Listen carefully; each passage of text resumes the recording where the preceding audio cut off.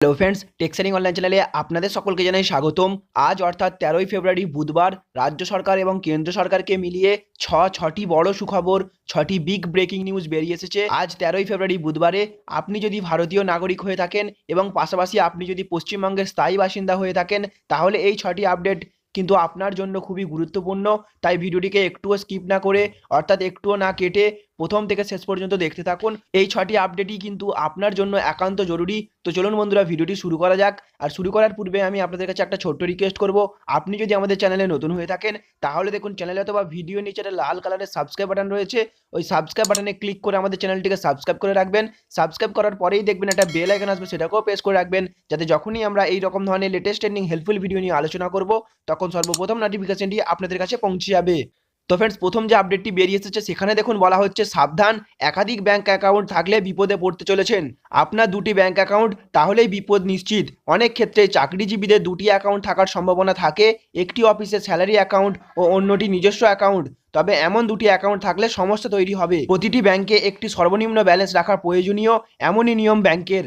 যদি সেই নির্দিষ্ট পরিমাণ টাকা আপনার অ্যাকাউন্টে না থাকে তাহলে আপনার জরিমানা হবে। একটি অ্যাকাউন্টে 10,000 টাকা রাখা প্রয়োজন, আর যদি আপনার দুটি অ্যাকাউন্ট থাকে তাহলে তার জন্য আপনার ব্যাংকে রাখতে হবে 20,000 টাকা। না রাখতে পারলেই আপনার দুশ্চিন্তা বাড়বে।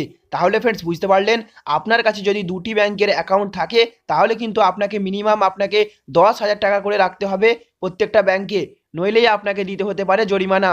সুতরাং অবশ্যই আপনাকে আপনার অ্যাকাউন্টে সর্বনিম্ন ব্যালেন্স রাখা অত্যন্ত প্রয়োজন, নইলে পড়তে পারেন অসুবিধায়। তো ফ্রেন্ডস, চলুন আমরা দেখে নিই এবার দ্বিতীয় আপডেট যেটি বেরিয়ে এসেছে। সেখানে দেখুন বলছে, স্কুলের ব্যাগের বোঝা কমাতে বিজ্ঞপ্তি জারি শিক্ষা দপ্তরের। ভারী ব্যাগ যাতে ছাত্রছাত্রীরা না নেয় তার জন্য আগেই নির্দেশিকা জারি করেছিল কেন্দ্রীয় সরকার, এবার তেমনই বিধি জারি করলো রাজ্যের শিক্ষা দপ্তর। বাড়তি বোঝা কাঁধে বইতে যাতে না হয় তার জন্য কি করতে হবে তার বিস্তারিত রূপরেখা তৈরি দিয়েছে তারা। এই সংক্রান্ত একটি বিজ্ঞপ্তিও জারি করা হয়েছে। তাতে শ্রেণীভিত্তিক ব্যাগের ওজন কত হবে, হোমওয়ার্ক দেওয়া হবে কিনা, ব্যাগ কেমন হবে ইত্যাদি বিষয় বলে দেওয়া হয়েছে। যেমন বলা হয়েছে, ক্লাসের রুটিন অনুযায়ী যেন পড়ুয়ারা বই নিয়ে স্কুলে আসে। বাড়তি কোনো বই যে তারা আনছে না তার জন্য শিক্ষকদের নিয়মিত ব্যাগ পরীক্ষা করতে হবে। বাড়ি থেকে বই আনার চেয়ে লাইব্রেরির বই ব্যবহারের উপর বাড়তি গুরুত্ব দেওয়ার কথা বলা হয়েছে। তাহলে ফ্রেন্ডস, বুঝতে পারলেন, বাচ্চাদের যাতে ভারী ব্যাগ কাঁধে বইতে না হয় তার দিকে নজর দিতে বলা হয়েছে শিক্ষা দপ্তরের তরফে। আপনার বাচ্চাকে ক্লাসের রুটিন হিসাবেই বই নিয়ে স্কুলে যেতে বলুন, অযথা ভারী জিনিস যেন ব্যাগের মধ্যে না রাখা হয় তার নির্দেশিকা দিয়েছে শিক্ষা দপ্তর। তো চলুন বন্ধুরা, আমরা এবার চলে যাই তৃতীয় আপডেটের দিকে। তৃতীয় যে আপডেটটি বেরিয়ে এসেছে সেখানে দেখুন বলা হচ্ছে, ভোটার লিস্টে নাম আছে কিনা জানতে পারবেন SMS করেই, জানুন বিস্তারিত। ভোটের ময়দানে জনতাই শেষ কথা, তেমনটাই মত জাতীয় নির্বাচন কমিশনের। আর সেই কারণে জাতীয় নির্বাচন কমিশন একটি কর্মসূচি গ্রহণ করেছে যার নাম VVIP। পুরো অর্থ হলো voter verification and information program, যাতে কোনো ভোটার আসন্ন লোকসভা ভোটে বাদ না পড়েন, সেই কারণেই এই ব্যবস্থা। কমিশনের তরফে জানানো হয়েছে, VVIP নামক ওই লিঙ্কে গিয়ে ভোটার দেখে নিতে পারবেন তালিকায় তার নাম আছে কিনা। ধরুন ভোটারের কাছে পরিচয়পত্র রয়েছে, অথচ বুথে ভোট দিতে গিয়ে দেখলেন যে তার ভোটার অধিকার নেই, তখন এই পরিস্থিতি সামলাতেই কাজ করবে VVIP। তার উপর টোল ফ্রি নম্বরে SMS করেও বিস্তারিত তথ্য জানা যাবে।